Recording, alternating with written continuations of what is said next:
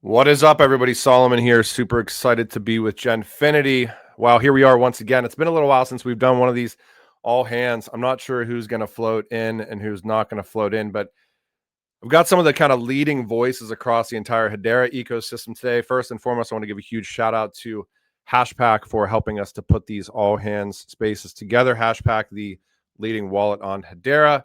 That being said, we're going to hop in. I know everybody's been really busy recently, so kind of like mini quasi updates, thoughts on state of the industry, whatever it might be. And May, it's been a while since we've had you on, so I'd love Yeah. love to hear you kick us off here.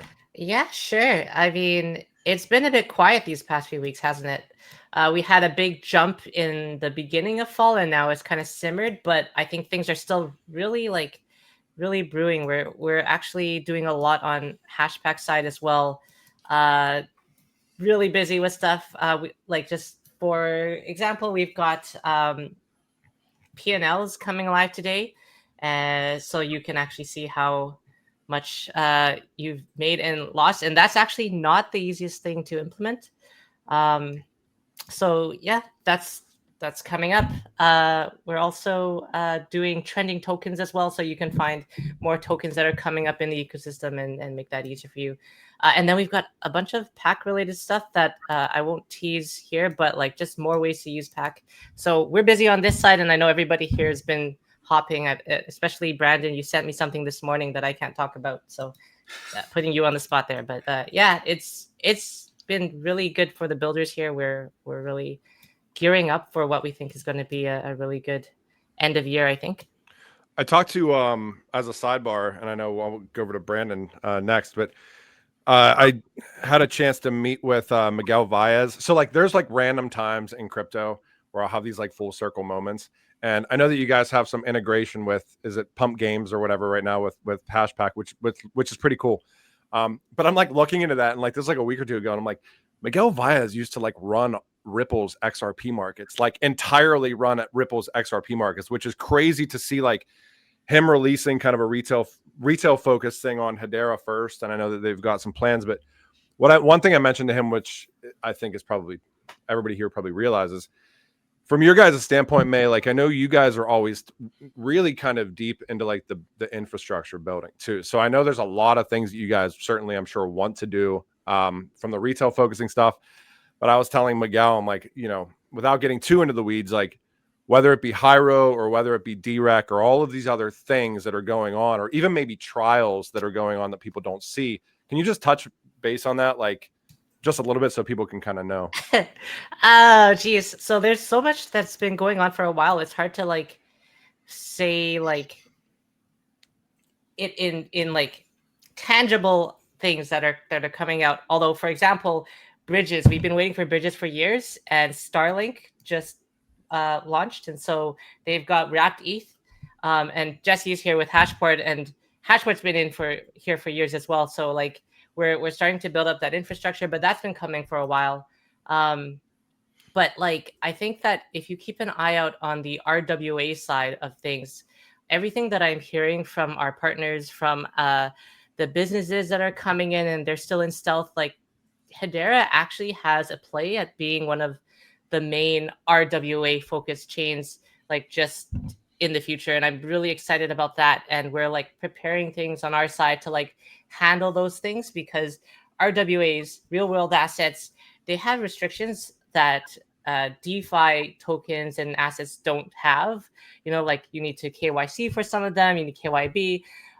Things like commodities don't necessarily need KYC, so like we can maybe handle that very easily. But there's all these things that are coming in that are going to really change how we deal with assets in the real world, but using crypto technology. And that's going to be a paradigm shift. I think that Hedera is really like positioning itself to take advantage of, and I'm super excited about that. I muted myself. Brandon from HGraph, you I know that as May said, like seen a circulating video that I'm sure all of us can't share, but I didn't get a chance to watch it yet. I know we're not probably going to dive into the weeds with that, but you've certainly been busy with HGraph. I know Brandon from SaucerSwap standpoint, you guys have been busy too, but let's move over to HGraph. real quick. What have you guys been up to, and just, kind of broad thoughts here? Well, I mean, if you're reading my X timeline, maybe it doesn't seem like I've been up to a whole lot. I haven't had a ton of time. As you can see, I'm holed up in my office. I've got a stash of toilet paper here, just in case.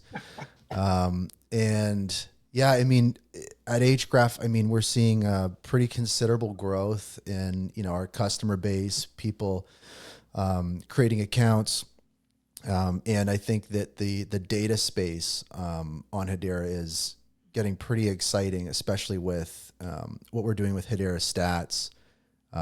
Recently adding, you got it up there, recently adding things like, there's some really fundamental stuff like, HBAR total release supply, being able to see it historically, or, the network's market cap without having to rely on, external APIs. So there's stuff like that. People are getting pretty excited. So we're seeing the uptick in data usage, which is great. And I mean, the amount of projects we're working with is growing as well. I can barely keep up with the amount of conversations I'm having, either with, new clients that we might be working with, folks wanting to come over and build in Hedera.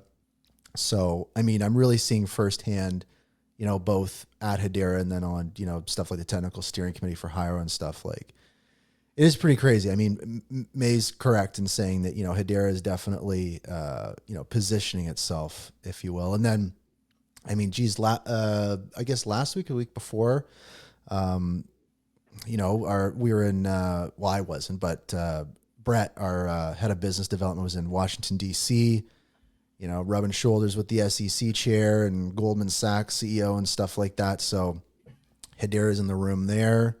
And with our recent acquisition of Eterbridge, entering the bridging space, the DeFi space, that's a really interesting space. I mean, being alongside folks like Hashport and those different things, and being a part of the Hashgraph DeFi Alliance, that's just, that's been a blast. And I think there's so much we can do to contribute there and learn. And then I mean, I've got a list here. I don't want to go over everything. We are hiring a software engineer. So if you'd like to send me your CV or whatever, feel free. And then, we got some secret projects. I'll leave it at that. But my DMs are open. If you're curious, I'd be happy to see if I can share with you. But I mean, we're cooking here. I was up late last night in the kitchen. So, but feeling good. And shout out Jesse. I think this is the first time we've been on a Spaces or whatever. And jealous of your shirt. I wish I got one of those. I never ended up getting one of those. I dusted this relic off for just today. Dude, hell yeah! I'm rocking my Earthling shirt today. So I figured it was a good company to wear this one. So hell yeah. I feel like merch is still one of the best. I don't know if best is the right word. One of the great utilities of like different projects is like, I remember like a couple of years ago getting, I'm sure Patricia can recognize, like you would like buy an NFT and it's like, what's going to happen? And a couple months later, it's like, here's this hoodie. It's like, I actually have a box here from Hedera of some stuff that I haven't opened yet. While you guys are talking, I'm going to open this and see what they sent me. I actually was thinking about that up in my room this morning because I always see Brennan up on top here on my screen doing the same thing, like rocking the gray Hedera shirt is like one of the best fitting shirts. And I'm like putting this hoodie on this morning. I'm like, I've got like maybe a couple more months left. I'm gonna have to try to get some more merch. And Jesse, I'm gonna ask you where you got that for sure. But tell us what's been going on with Hashport. And I have to say, I hope that we get a non-glitchy audio recording today. I'm on the verge of switching platforms here because when I published our interview and I tried all sorts of ways, I'm like, this audio is shit. So I hope that this one's good. But I know that you guys released recently. No, I'm just kidding. Yeah, exactly. Orchestrated the HBAR faucet, and there's kind of the reputation system that's coming up soon. So a lot of stuff coming out of Hashport. But yeah, just broad thoughts, updates, wherever you want to take it, Jesse. Yeah. I mean, we did launch the faucet last week for the Hedera ecosystem, which is great. It's going to allow external participants, wherever they might be on supported networks, to be able to quickly access Hedera by getting some initial HBAR, which is obviously the biggest problem. One of the biggest problems in Web3 is the cold start problem. How do you actually get started without going to a centralized exchange for a decentralized product, right? So now there's a way for people that are decentralized that want to come in that manner that they can do that. Obviously, there'll be other use cases and permutations for the faucet.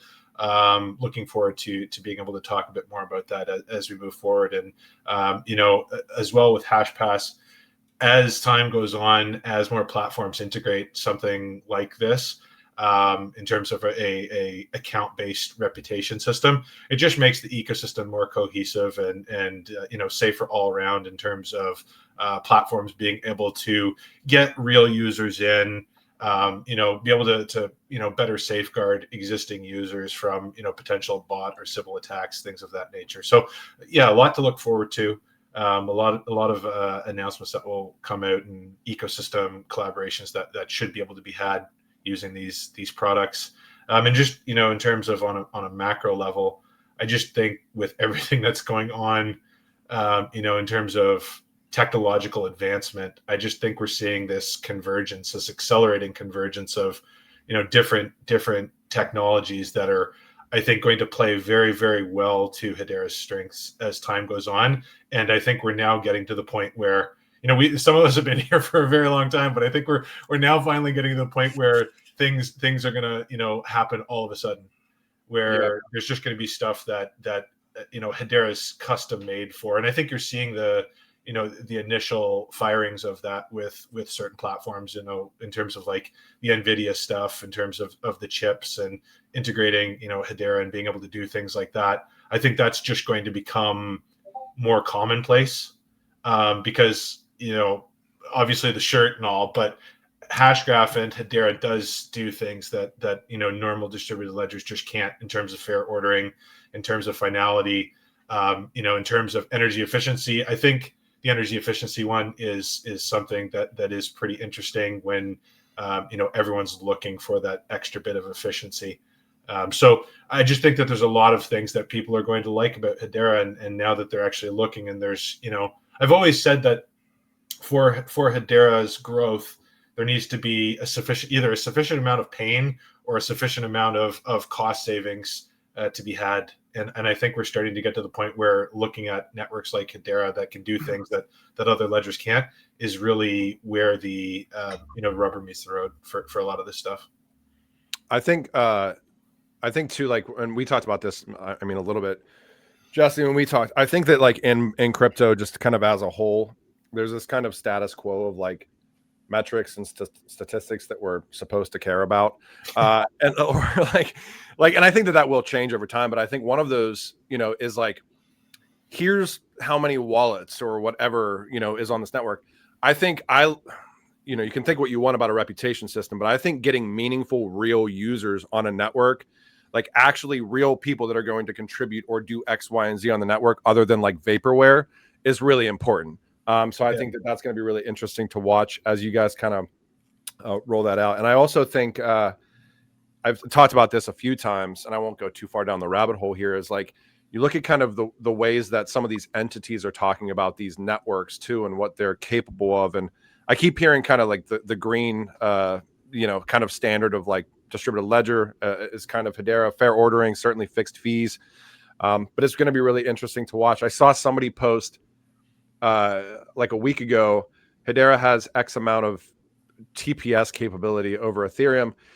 And it's always interesting to see like the numbers that people throw around, because I remember it just being like ridiculously higher than that when I did an interview with like Hasker way back in 2020.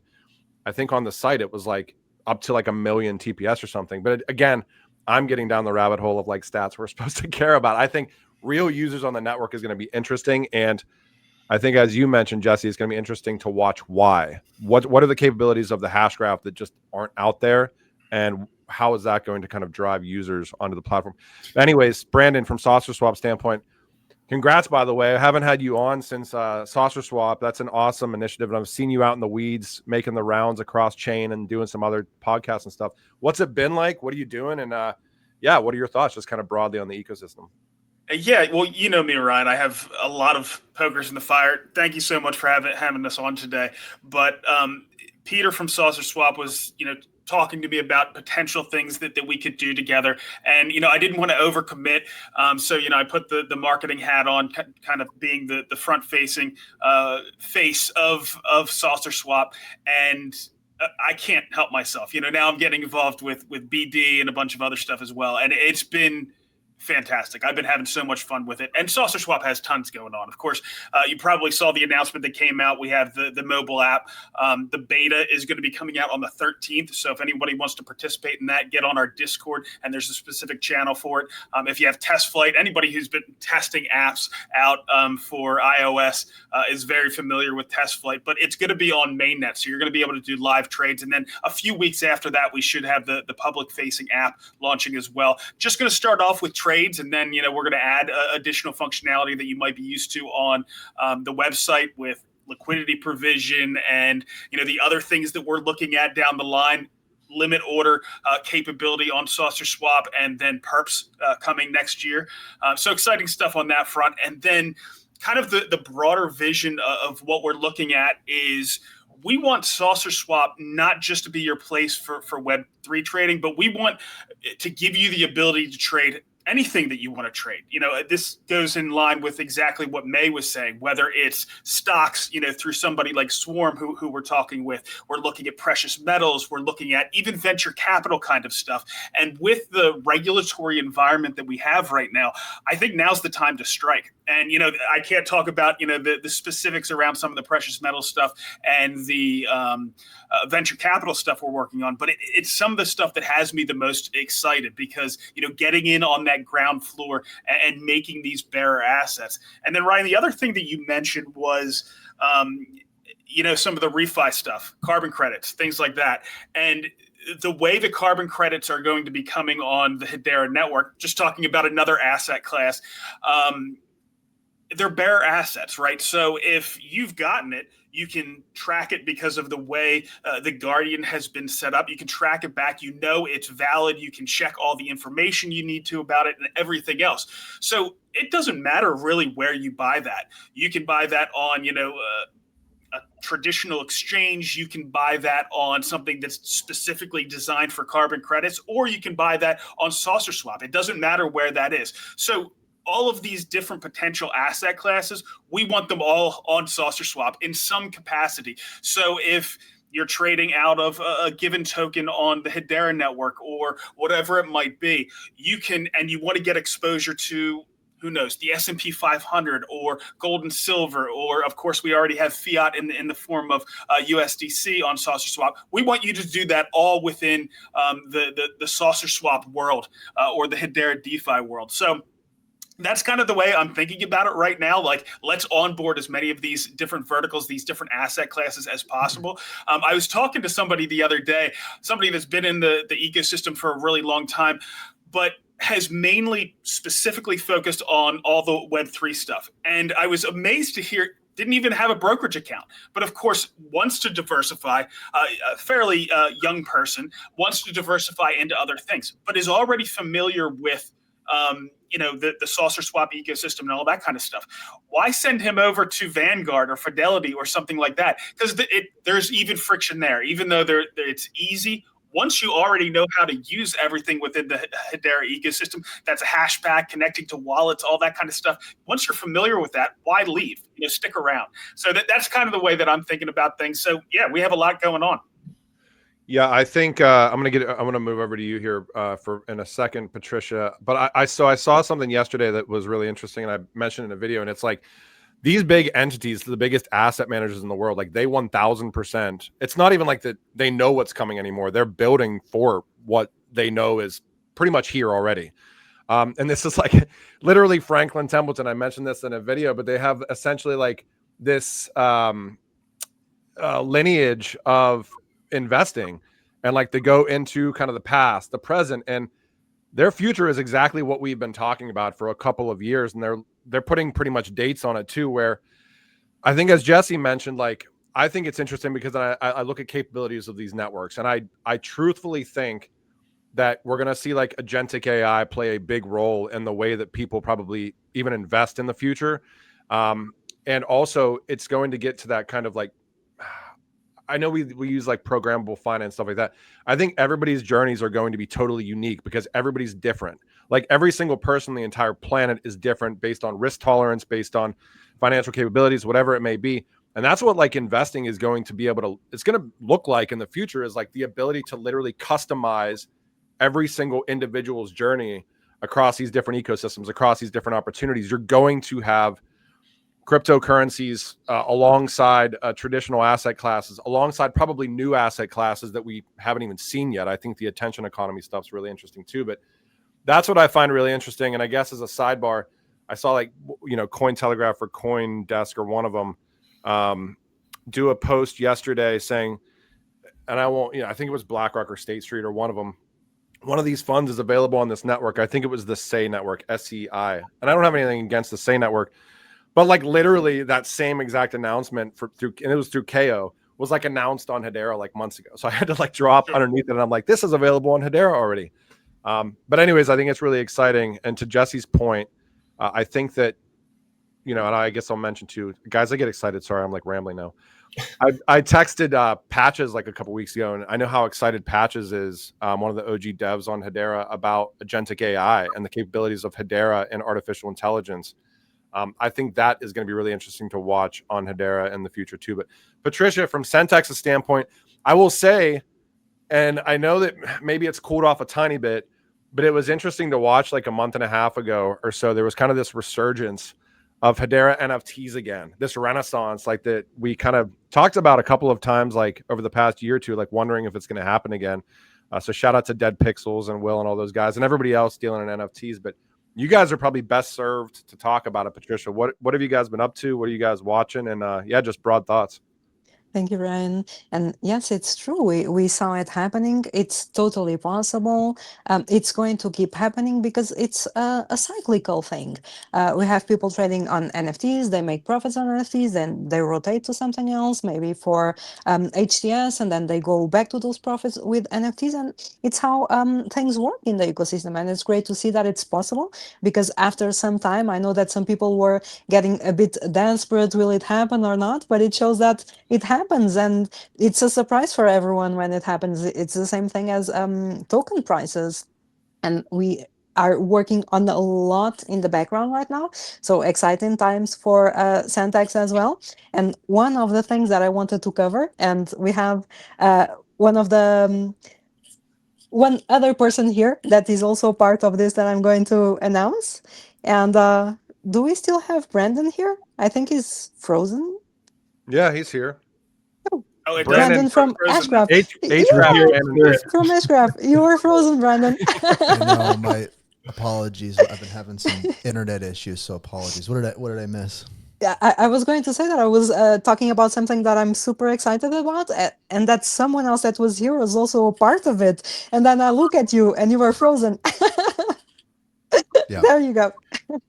Okay, so what we are super excited right now is that we have partnered with the Hashgraph team, to have them working and doing dev work for Centex.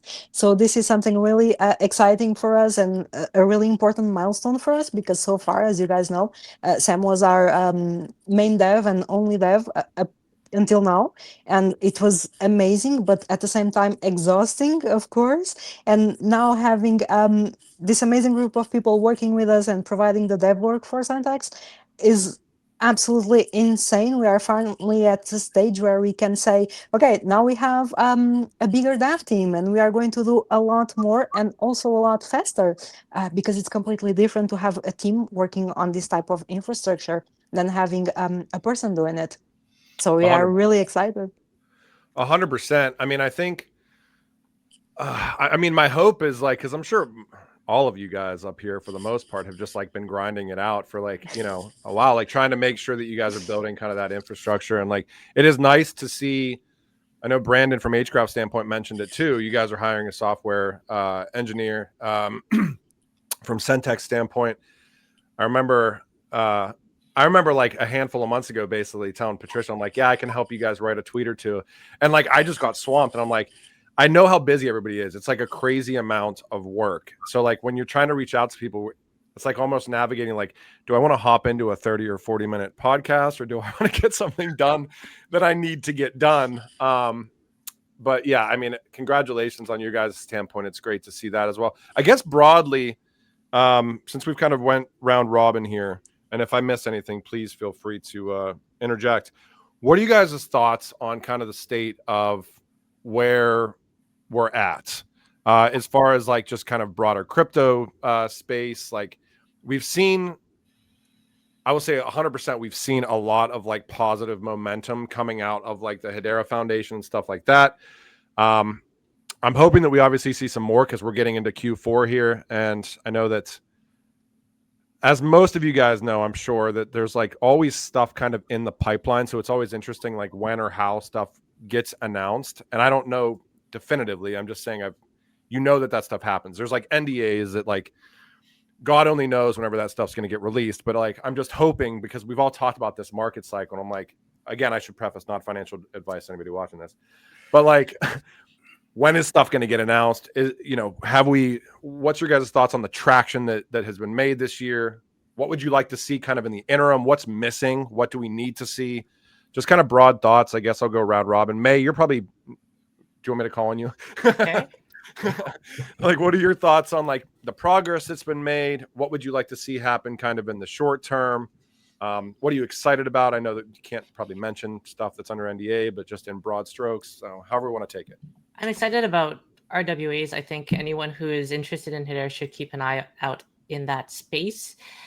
I think that just as you've heard, everybody in this call is grinding really hard, but we're also like finding success in pockets. And I think that that's just a matter of like all of these teams here and so many more in the Hedera ecosystem have just been building things for so long, and it's starting to come to a head. I think that we are due for just like sudden bumps of interest and value and like volume that just come unexpectedly, like dead pixels. The dead pixels thing that happened earlier in the fall, like that was a huge thing. Like we hit, I think it was top 5 total, like top 5 in NFT. Top 3, I think. Top 2 or top 3 or something. Depending on when you looked at it. Yes, right. And all of crypto for one of our like blue chip NFT projects. And that is something that, you get excited about for like a month or something like that. And you're like, wow, it came out of nowhere. But actually, those guys have been grinding for years. And then things just lined up and then it just popped off. And I think that that's what we're going to see in Hedera too, is just like there's so much that's happening and so much that's in the works and just little bumps here and there, and then everything just starts to move. So that's what I'm expecting. I'm not worried. I am worried that it's going to hit so hard that we're going to be scrambling for a while, and it's going to be really, really busy. So like I'm counting my blessings here in this sort of interim where we can build up stuff that is going to help us prepare for that. And that's really what my team is like getting ready to do, is like when this stuff pops off, we want to be ready and not just get swamped. So yeah, I'm super optimistic for the future. Did anybody else, when the dead pixel stuff was happening, start getting NFT FOMO again on Hedera? Like I've 100%. Over the years, like obviously, like probably most of us here, I would imagine, have just like way too many NFTs on Hedera. And like I was like literally like going on to Centex, Patricia, and I'm like, should I do some forever mints right now? I was like checking up my what was it called? The was it the black card, the dead pixels black card? What is that called? Mm-hmm. I was like looking at that. I'm like, Ghost Pass, right? Ghost Pass. Ghost Yeah, Pass. I'm like The Ghost scrambling, Pass. looking at stuff, and I'm like, should I mint some dead pixels right now? So like, it's crazy that stuff happens when you see stuff really starting to like kind of pop off and like gain traction again. And then you almost get that like, oh shit, I know these guys have been grinding for years and I can't believe I wasn't paying attention, even though we all pay attention. But anyways, yeah, I mean, Yeah, but Ryan, I get you so well, because when the Forever Mint launched, I was going to, I said to myself, okay, I'm going to behave. I already have more ghosts, so I'm going to mint 1 or 2. I ended up with 5 or 6 new ones. So yeah, there was a period of time, like even after there's a guy in Hedera that, and this is like not financial advice, but there's a guy that I really like got almost like obsessed with his artwork for a little while. Anybody know Mark Francis Williams, that guy in Hedera that does like so MFW art, and he does like the crazy Simpsons ones and like Darth Vader and stuff. I ended up buying way too much like H-bar worth of his stuff. And I'm like sitting here years later, I'm like, well, I have really cool artwork. So that's all that matters. But anyways, broad thoughts from everybody else here. I mean, that's awesome. I think hopefully I shared my screen real quick here, and then I'm going to ramp us down and as we do the round robin here, because then everybody's busy. But I mentioned this a couple of times, and I've found out.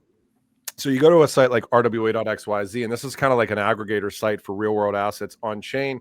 Think of like a CoinGecko, Coin Market Cap, but for RWAs.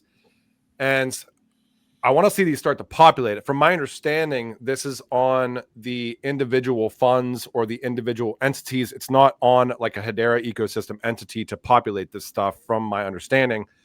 So I think, we want to start seeing, and huge shout out to Archax. These guys have been killing it, by the way. Archax and Red Swan and KO and all of these funds. And for some context here, like there's 17 of 17 that we don't see populated right now on RWA XYZ. I'll pull up a different ecosystem just so you guys can see it. There's 10 on the XRPL. So I want to start seeing the 17 on Hedera populated. I think that we all do, because I think that we have to start trying to make some waves about all the work that's been done. I know, Dovu, as just one example, has like $1 billion in carbon assets over the next, however many years. So anyways, enough of my spiel. I'll go to whoever wants to go next on what they're excited about for the future. Yeah, I'll jump in real quick. So there's two things. One of the things, and I say this all the time, is the teams that we have up here, so many of the other teams in the Hedera ecosystem. And when I say, the people that are up here, it's not just the people that are showing their faces. It's the teams behind them. These are really professional, talented teams that have been, as May said, grinding for a really long time. They are ready for prime time. And I have no question. It's no longer that we're waiting for some nebulous enterprise or a council member to do things. I think we're ready to do it ourselves. Bring these assets to market, add to RWA XYZ ourselves. And that's what, I'm kind of focused on is let's not wait around. It's great if we get big enterprises to bring things to market. Fantastic. But we are ready. We're capable to do it ourselves. And I'm excited about that. Yeah. I'm no longer looking at other DEXs as competition, not to say that, and that goes across chain and things like that. I think they all kind of work together to grow the pie, right? Cross these assets between different ledgers and everything else and build up that liquidity, because now I want SaucerSwap to compete with the Chicago Mercantile Exchange and NASDAQ and FTSE and all these huge exchanges out there. I see that potential. Of course, we're going to own the Web3 side of trading assets, but I want to own everything else as well. Yeah, I'll leave it there. No, 100%. And I think with the rise of agentic AI and everything else, you're going to start seeing like pathfinding for liquidity across different networks. 1,000% it's going to become a multi-chain world. It's just like which networks are most efficient and all the other jazz that comes along with that, and basically what's been built. Jesse, I'm going to go over to Hashport real quick. Forward-looking thoughts, and you can tackle the previous question as well. Where are we at now? How far have we come? What do you want to see next? All that other jazz. And again, shout out to you guys for the H-bar faucet, and going to be excited to watch how that's utilized. Absolutely, yeah. I think that it's becoming readily apparent that everything that is in the traditional markets is at some point going to be brought onto a ledger in some way, shape, or form. Probably multiple ledgers, as to what you're just saying, Solomon. It's probably going to be across a multivaried group of networks that agentic systems will be communicating. I think one of the strongest attributes, and especially I think in talking with Patches a bunch about what they're working on, you need if you're going to have agents communicating verbally with humans to conduct transactions on their behalf or do things behind the scenes. You need agent-to-agent interaction to be able to somehow confirm with absolute certainty what's going on is actually going on. So nefarious things can't happen. So I think that's one of the strongest things I think that Hedera has going for it is in the AI agentic realm in terms of that cross-layer communication and being able to be absolutely certain something has happened or that something has been ordered the way it's supposed to. You can't discount that at all. In terms of where I think we're going, I just think that every once in a while you get new platforms or new features or new functionality that unlocks a whole new market or a whole new segment of people. I think with things like DREC, the initial interest in it is quite big, but at the same time, it's not out in the wild entirely yet. And I think a lot of what we're doing and a lot of what we see comes in waves. But obviously, we know the 4-year cycle with Bitcoin and everything. But I think all of these technologies, they come in waves, and you get certain things that really capture attention, right? And it might be on Hedera, it might be another ecosystem, but ultimately, it brings in a fresh set of users. And when that happens, those users typically stay. It's not like when people's eyes are opened, they decide to suddenly just go back to their checking account and just working off those bases, right? And so I think that's the reason why a lot of us are have been grinding so hard, as May's put it, is that we see the value in doing all of these things each day and what the implications are for the world at large. And I think over time, we're just trying to create the conditions where people can actually take part in this. It's great and all that we're all here and we're very early to it and we understand the value and what it means or what a faucet means to the Hedera ecosystem, et cetera. But I also think the broader aspect of why we do this every day is because we see, the unbanked, or we see, injustices here or there that, can be rectified using these technologies. And I think that, that's a lot of the reason why I think a lot of us do this. And so I think it's going to be more of the same. And one of the other things is you can trust in these technologies. You can trust in these ledgers in terms of what's on them. You can be fairly certain of, at least with Hedera, you can be absolutely certain of, but on most of them, you can be fairly certain of what is there is actually going to hold true. So I think that, we're obviously looking for that source of truth and that trust layer ultimately. Yep. No, and I think, so you mentioned DREC, and I guess just a really quick, had a chance to interview or bring Lehman on a couple of times with some cross ecosystem players. So like we had Algorand Foundation on with Lehman, I think it was like a month and a half ago. I think it was August. And they just announced a new open source wallet called the Roca wallet that they said is going to have DREC baked in, which is interesting. I think that's very end of this year or early next year. And then just had the general, or I don't know if it's general manager, I don't know what his title is, Brandon Wolf out of the Cardano ecosystem in IOHK. He's like the head of Lace Wallet, which is like the biggest wallet on Cardano, I guess, mentioning that DREC is on the roadmap for 2020, or has been on the roadmap for 2026 for Cardano too. So I think we're going to hopefully, and May's here too. I mean, I know May's been in the deep, and you guys are deep in the weeds. So I mean, I think we're going to start to see some traction with DREC soon. I think this, for me, it seems like Lehman really, I mean, we know Lehman really cares about this. This is almost like, I would guess he considers it, I've heard, like almost like his seminal work. So I would imagine it's pretty, hopefully getting rolled out at some point. But May, do you have like any thoughts on that real quick? I mean, it's very close to being actually rolled out. And the guys at Algorand especially are doing a lot of work to just like build up the libraries, make it really functional, really secure, all of that. Like I'm in all of the like contributor calls and such because we're trying to work out stuff on our side too.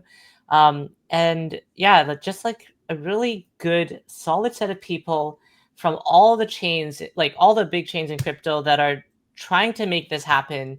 And they've got connections in like banks and everything like that. Like this is, I think that like, how we saw a little bit of growing pains with Hedera at the beginning with like trying to get people to like build on it, and then like when you had issues with like the code base, you had to go and try to figure out who to talk to and how to get things done. I think that Lehman's actually learned a lot from that, and it feels so smooth to like work and contribute with DREC. It feels really good. So I'm really looking forward to what comes out there and what kind of things that people can like put into the real world. That's really the biggest test here, is real world applications that are actually using DREC to secure your banking accounts and things like that. And I think that that's not too far off.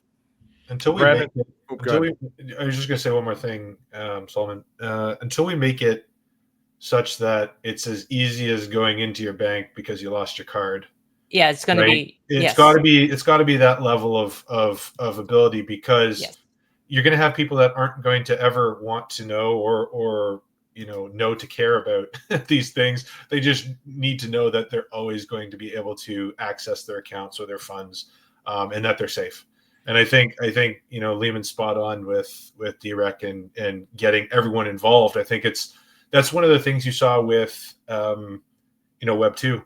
Is early on there was so many different components and facets of the web, but they all didn't cross communicate. And then within a couple decades, you started to get standardization. And so now we can be all on different devices here, with different operating systems, and it doesn't matter. And I think that's where things like DREC are going, is everyone's going to use the same underlying trusted open source layer to be able to transact in whatever corner of Web3 or the web that they want to. So I think it's an incredibly important initiative. Let me go over to we're doing round robin, and we do have Grelf with us. I'm gonna let Grelf close us out, but let me get to Brandon from HGraph first. Any closing thoughts? And if you break up on us, Brandon, because your internet, that's okay. We're okay with it. No, that's okay, and I'll try to keep it quick because I know that Grelf probably has some very urgent, insightful information to tell us. Just on the question, like where are we at now? Future focus, that kind of thing. I mean, I think everybody's laid it out pretty well, and I've spent 4,000 hours talking about it on my old show and stuff. But I think that for me, I think right now, especially where we stand in Q4, is like a reminder that it's okay to believe in a technology. I think that we always have to look at this space, when I say this space, the crypto space, like so analytically, there's so many levers we need to pull. There's so many milestones we need to reach. But I think that, as we've seen this, the ship of this ecosystem kind of course correct over the last 6 to 9 months, I think that people now, as I think that we're sailing into better waters, it's like, it is okay to just believe in a technology. I mean, at the end of the day, at some point we got sand and dug up rare earth minerals and got some lightning, and now we have sentient calculators or whatever. So, I mean, technology is a pretty incredible thing.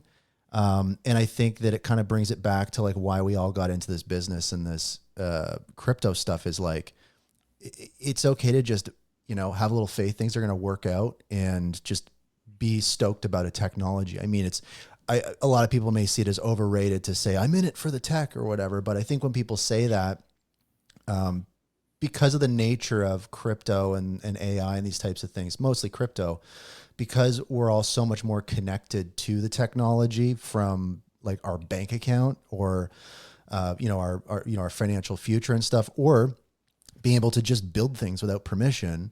I think that it's, now is a time to really just re-embrace that kind of I just believe in the technology. I'm excited about it, because I think that, what we're all touching on is we're really just talking about believing in people at the end of the day. These are great teams. These are dynamite projects, companies that are growing. There's some that started out as some little rinky-dink hackathon project, and now there's a startup from that, and from nothing. Right. So I think that, that's kind of what it's about for me, is just getting back in touch with the shake it off a bit and kind of just get back into just being in it for the tech, and just remembering really what that's about. I mean, it's about getting excited about a Mike Maloney video and seeing Lehman at Harvard talking about this kind of stuff. There's so much baggage that we've all collected over the years, but I think that now's the time to let a lot of that stuff go. And I think it's totally okay to just be in it for the tech again, which is exciting.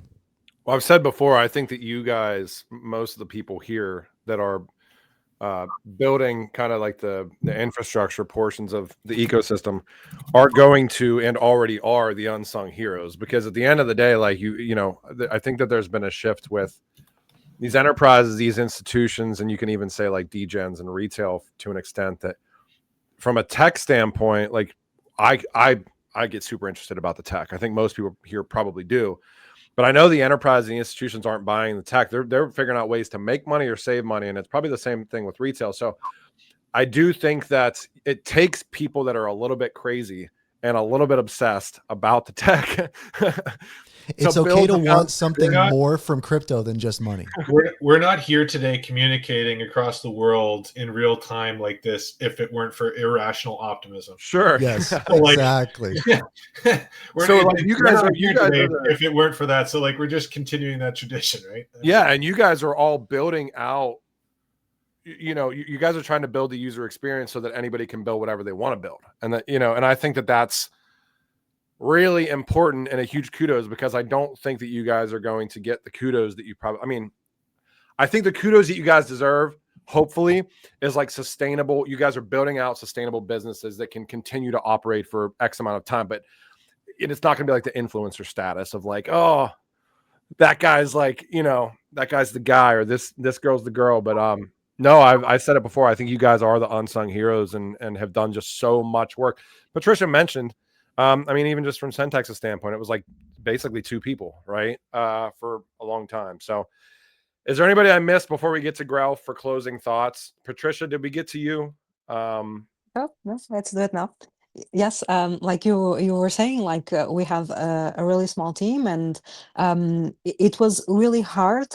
But looking back, I know that bear markets are brutal, but I'm really grateful that we could do all of this during a bear market, because it's a lot quiet. We have a lot more time to devote to the ones that are around, while users, we can listen to their feedback with a lot more attention than if we have thousands of people around and everyone suggesting this, suggesting that, because then you get lost. And every single one here and all the projects out there that kept building during the bear, they had the opportunity to really make their projects really good during a bear market. And now we are in a so much better position to receive everyone that is coming from the outside, all the users, onboarding people to all of our different projects, and then things are going to trickle down to everywhere. People that are going to SaucerSwap and don't know Centex, they are going to go to Centex because then they discover NFTs on Hedera. People that use Hashpack, the same thing. And everyone here is in the same boat because everyone is pulling for everyone else. We are in this together. And if you only have one single vertical in the ecosystem, it's hard to get there.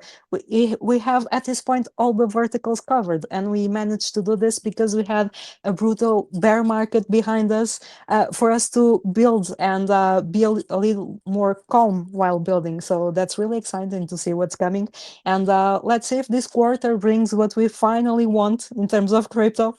So let's see what happens. I'll close out with Grelf. The floor is going to be yours here for closing. I know the Grelf messaged from the stump about right when this podcast started and said nobody needs to be staring at Grelf for the first 30 minutes of this podcast when everybody's talking about real things. But I disagree. I mean, I think that you add the actual personality that we all kind of need to get a little bit of excitement and a jovial kind of nature, because I think that sometimes we take ourselves too seriously. Anyways, Grelf, thoughts on state of Hedera, where we're at now, what you'd like to see in the short term, thoughts on state of the market, whatever it might be. The floor is yours, Grelf. Well, the market is really great for Bitcoin. For Bitcoin, yeah. Been nice, really. I mean, I've loved it for those guys. It's good for you guys. You did touch on something. It's been a little sleepy. It's been a little sleepy over here on Hedera,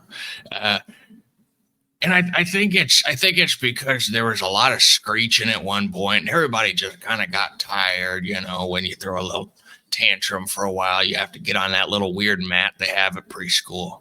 That you're not sure that someone has cleaned. You're not 100% sure, but you're just a little baby, so you don't really care. You just lay on that thing. You think, I'm not going to take it. And then you immediately start snoring. So it's been a little sleepy. I think that there's been a tendency, because there's been a lot of change behind the scenes, Not that I'm behind the scenes, but we know there's been a lot of change behind the scenes. It's not exactly super hidden. People been moving positions. People been leaving positions. We all know people keep an eye on that old LinkedIn. Like, what's going on there?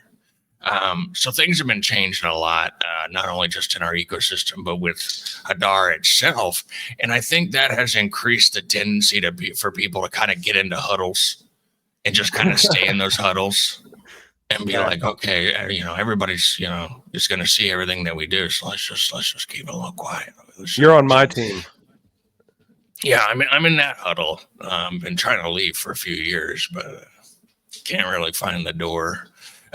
So there's been a tendency to huddle up. There's been a tendency for a lot of community to stay sleeping. And I think that, I think we're ready for a good screech. Yeah. I kind of miss the screeching. I'll be honest. I'm a natural contrarian. So as soon as one, epoch ends, I'm like, well, let's get that started again, baby.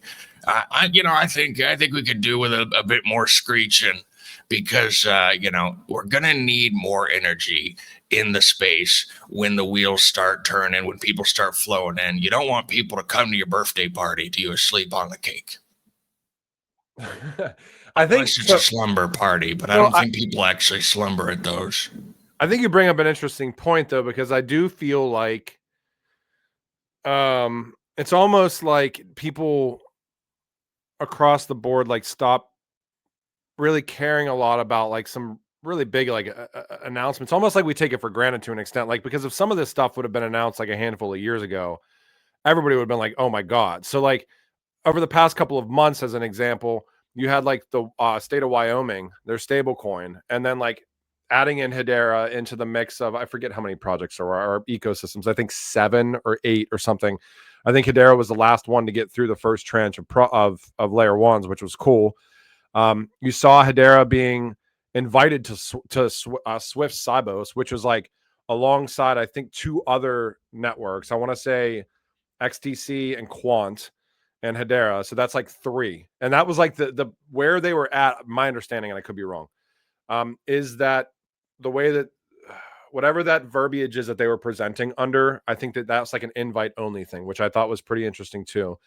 So I mean, you see a lot of like traction, but it's almost like, I think this goes back to like what I was talking about from Jesse's standpoint. It's like, or whoever's standpoint. I think that like a lot of these metrics that we see across these networks are like kind of like fake too sometimes. So I think maybe we're getting like the real metrics of people just kind of being a lot of people are jaded.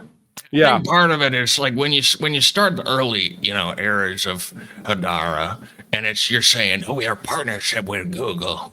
Oh yeah. My gosh. You start with that, and then people get jaded. They see like, oh, that's basically a logo rental. I don't really see much materializing from that. And then you add on 3-4 years to that. I think it's just people kind of get tired. And like I said, there was a period where people were unsatisfied with mostly the price performance, right? But also, stuff going on with institutions, Hedera institutions, foundations, etc. So you had a big screech fest with the community. Everybody was real upset, but so I want to ask. You bring up a really good point too, and I think maybe we close out with this because I know we're almost at an hour, guys. But I think it's almost time for like, we're seeing this across the board where like all of these big entities are basically talking about, let's move out of proof of concept phase and let's operationalize crypto. Let's actually bring real world use cases. And I guess that is a frustration. It's a valid frustration too. I think from all of us, we would like to see the governing council have more public initiatives, leveraging the network, leveraging HBAR. I know we've seen some treasury aspects from different ecosystems with different native assets on these networks, like being actually custodied by some entities. So I guess I'll ask Brandon from SaucerSwap standpoint, because you're probably best served to answer this. You've probably been hand in hand the person that's talked to Rob Allen most. And I know that they just announced this HEAT initiative that is supposed to basically bring these enterprise-driven use cases, some of the council members, all this stuff to the forefront. I guess this paired with, we've seen there's the table talks now with Mans Harmon, which is awesome to see. We're starting to get a little bit more transparency inside the inner workings of what's going on at these council meetings, hopefully some governing council use cases too. But maybe we close out with that, because I think it's probably we have this powerhouse council validating the network. when are we going to start to see these powerhouse use cases that leverage the network? I think that we're all kind of wanting to see that, but I know we can't get too into the weeds. Probably, I'm sure some people here know stuff that can't get talked about. But Brandon, from your standpoint, and whoever else wants to tackle it as we ramp it down, you've interviewed Rob so many times. Is he the guy for this job? What do you expect to potentially see? Well, that's what I'm most excited about is Rob is the right person for the job, and it's always to get the right person in the right role in the right team, and I think that's kind of what we've seen here. It is a little bit of a admission that we were falling short in a spot, right? We were with some of these, we've had some good enterprise use cases, but they've just been we'll say green shoots. We haven't had anything that has really impacted the network. So we know that they're working on this now in a different way. And I guess what I'm most excited about, of course, is the success. I kind of want to put it in the background for now. Let him cook. Let him work for a while, and then once we start to see success from it, shout it from the rooftops. In the meantime, the retail applications can kind of take the stage and do what they need to do. And as the stuff, as you say, that has been going on in the background, as that stuff hits the market and starts to have an impact, then we can get excited about it. Allow those to remain the surprises, the bonuses that we see in the ecosystem. The main thing around enterprise to this point is it's proven the narrative of what Hedera is built for. There's enterprise grade applications, there's mission critical enterprise grade applications. And it's time for the rest of us to build and bring our stuff to market, because I really don't know at this point whether it's going to be the success from the enterprise side or from the retail side. Thus far, it's been the latter. It's been the retail side that has driven the most revenue for the network, brought the most transactions, all that kind of stuff. Notwithstanding, of course, we had the Atmio and the tremendous transactions that came from that, but that was all subsidized. So I'm not sure where it's going to win. But in the meantime, all the builders out there, let's just bring our products to market and do everything that we can. And as the enterprises start to bring their products to market, figure out how we can leverage them ourselves and just take that as a bonus. Well, I'm going to ask, because I know that you probably have already asked. Please don't forget about me and Genfinity for some interviews, because I know you've already asked Rob to start knocking out some of these interviews. And I'll say, like, for context here, like, I think sometimes there's stuff going on that we just don't hear about. Like, I know Blockchain for Energy was on a recent podcast we did like a couple of weeks ago, and they had, and I'm going to forget what the platform name is, but they had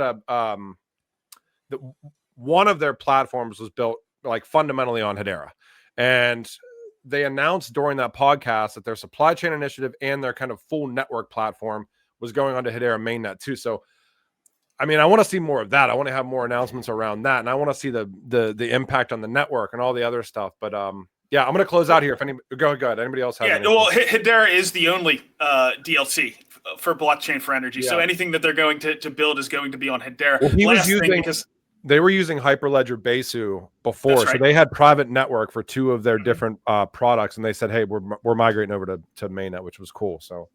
Yeah, to Grelf's point, it's been 7 years. We've been hoping there's the things behind the scenes would come out and really drive adoption of the network. I want to certainly see that going forward, but in the meantime, I think we can do it on our side as far as these retail applications that you see up on the screen. Yep. Anybody else have anything for us today? We were at an hour. I told you guys 30 minutes, and that did not happen. I just think that the building blocks on Hedera are just so incredibly compelling. In terms of if you're looking to build a real world use case at scale and have it, fundamentally from the ground up built for trust, we've been doing this, Brandon and I and everyone else here have been doing this for years and years, still haven't come across another technology in terms of a distributed ledger that offers all of the breadth and depth that Hedera does to accomplish, really unique next level use cases. So I'm excited to see what Heat brings. I'm excited to see what all the builders in the ecosystem and platforms that come in. You got to remember, Dovu came in across Hashport several years ago, in from Ethereum, was there from I think around 2015, 2014 even, have been building for a very, very long time, and now we're to the point where they're building on Hedera. They're going to bring $1 billion worth of credit tokenization onto the network over time. and that's probably just the start. So I really think that that's going to be sort of more of the same of what we're going to see as time goes on, and especially I think for all of the hoopla of what goes on with Web3, I don't think we've still, outside of Bitcoin and stablecoins, I don't think we've really seen a at-scale use case that anyone else or any other corporation or any other user or platform has seen as a model to build off of. I think once we see that, once we see something that happens at scale that is actually solving for one of these problems, everyone's instantly overnight going to have to be like, well, what's our distributed ledger strategy? Like, how are we going to do this as well? Because we're falling behind. So I think there's just that levee that's about to break, honestly, where there's going to be some use case somewhere that's going to do that and open everyone's eyes to the power of this stuff. Well, I want to mention here before we let you guys go, huge shout out to Hashpack, Hedera's leading wallet. Give these guys a follow at Hashpack app. And thanks to May and the entire Hashpack team for supporting these podcasts. We haven't done There's other wallets. I didn't know there were other wallets on Hedera. We haven't done one of these all hands podcasts for a while, so it's awesome. And I just will say, thank you to Brandon from SaucerSwap standpoint, May from Hashpack, Gerbert from Grelf, Jesse from Hashport, Patricia from Centex, and Brandon from HGraph. And that being said, hang out with me here for a second, guys, as I ramp this down and make sure I get a recordings, and we'll try to do another one of these hopefully later this month.